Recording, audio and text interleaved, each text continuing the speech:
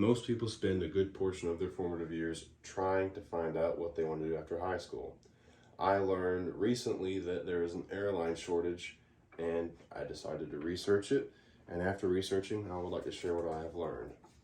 I will describe the background knowledge that beginner pilots need to know. I will go more into flight school from its official start to end. I will describe how to earn a commercial pilot's license and an airline pilot's license. And lastly, I will discuss if the risks outweigh the benefits. There are multiple steps in order to begin flight school. Firstly, flight school runs between $10,000 to $14,000 depending on how dedicated you are to studying and flying. There is a minimum of 40 hours of flying in order to become a private pilot, taking on an average of 6 to 9 months to complete. There are measures to ensure that you're safe to pilot aircraft. Applying for a FAA medical certificate, as basic medical requirements are needed, is a must. This is just background knowledge for flight school. The next stage is beginning flight school. Completing flight school is the second step. Ground schooling is the first step in flight school, in which you will read tons of books and study the air, planes, aeronauticals, aerodynamics, everything you need to know, the nitty-gritty of flying. At the end, you will take a private pilot knowledge test where you have to score 70% or above to pass. You will then move on to the check ride test, which is a practical flying test where your instructor watches you fly. After you pass that, you will have earned your private license. The next step is earning a commercial pilot's license.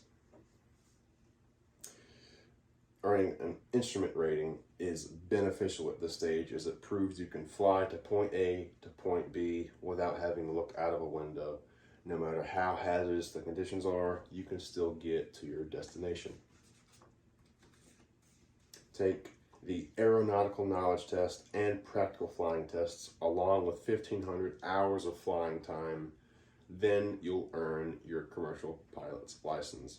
Now that you've earned your commercial pilot's license, you can start to make money, flying cargo around, passengers around, etc. Now you have to become an airline pilot, which is the last step. Earn a flight instructor certificate in order to make money while gaining your experience. And then get a multi-engine rating.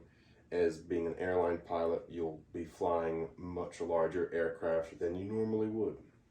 Now you'll schedule an interview for your desired position at whatever airline you desire to be at. And then, if the risks outweigh the cons, I say they wouldn't. Some of the risks, it is like one of the most dangerous jobs in the world. I think with 2 years, lots of experience, it would be plenty enough time to learn how to fly and to not mess up. It is really expensive, but the median salary is like $30,000. Flight school, all in all, costs you $100,000, and I feel like you'd pay that back pretty quickly. A review of my main points that I went through. I described the background knowledge that beginner pilots need to know. I went more into flight school from its official start to end.